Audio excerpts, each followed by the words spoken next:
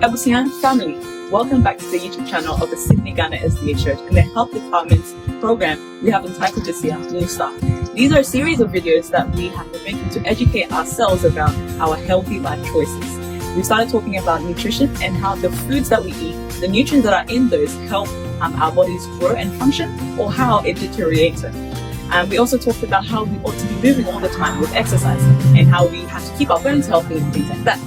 We also talked about water and how the first place to drink water and other things that are not as so much healthier than water. All of these things, if you missed it, you've missed the things. So go back and watch those videos. However, this video is all about sunshine this month. And so in this particular video, we're going to be talking about exactly how we make vitamin D from the sun. And I'm sure that you will enjoy this video. Be excited. If you have any questions or anything you want us to put in the videos, please put them in the chat box and we will see to it. But for now, let's jump straight into the video and hope you really enjoyed it. I'm probably sure that you've heard or learned somewhere that our bodies need vitamin D to function, and that all is required for you to do is to sit directly underneath the sun or take a walk and you will get vitamin D. Well, there's a misconception with that. As a matter of fact, the sun doesn't actually give you vitamin D because any vitamin D be at. It actually helps our skin make it. And so before we talk about how our bodies or our skin makes vitamin D, let's talk a little bit about how God has designed our skin to absorb some nutrients and its processes. Our skin has so many different functions. One is to protect our internal structures. You maybe to say your blood vessels, to say your arteries, your veins, your nerves, and your is underneath the skin. So we also see you won't see our stomach falling out because it is all it has multiple layers of protection. However, the skin is the last thing that protects our bodies and everything inside of us. Another thing that the skin does is thermoregulation. How is our body going to cope with it? It has different things. Your heat now you feeling or it is dissipating. And then we also have excretion of water out of our skin. Your skin was some pores to be like holes to be inside that.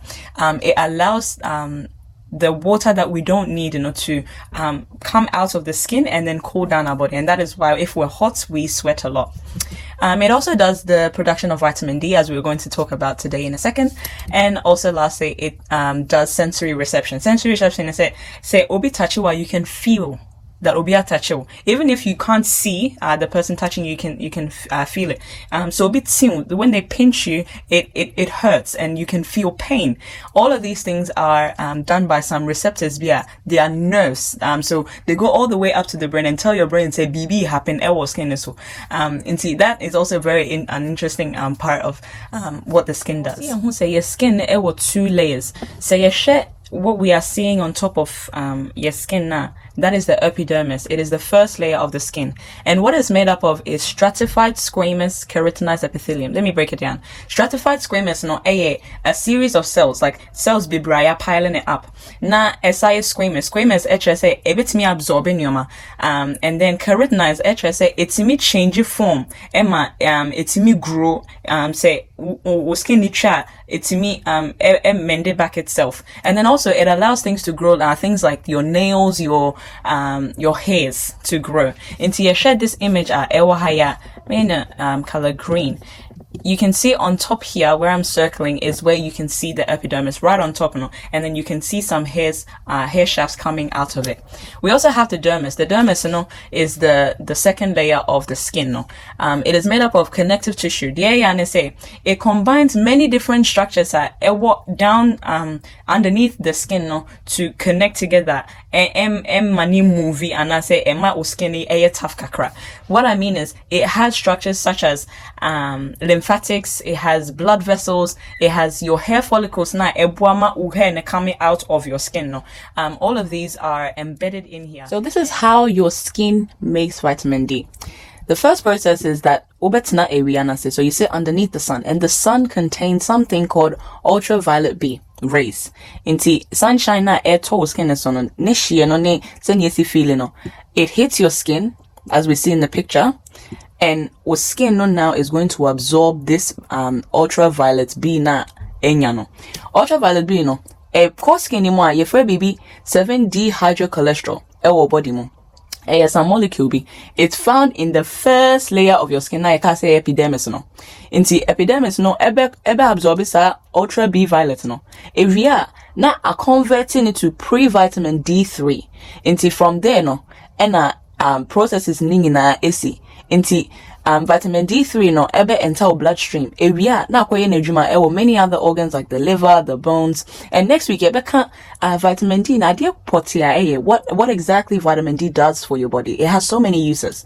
Inti this is the process. So first of all, the sun gives ultraviolet B rays. That B rays is absorbed by the skin, and it's turned into pre-vitamin D using some processes. It's so long, so we're not going to go into it. But all we need to know is that a molecule called 7D hydrocholesterol is what does this conversion in the epidermis, so the very top layer of your skin. I'm probably sure you're wondering then, how come other people are darker and other people are lighter?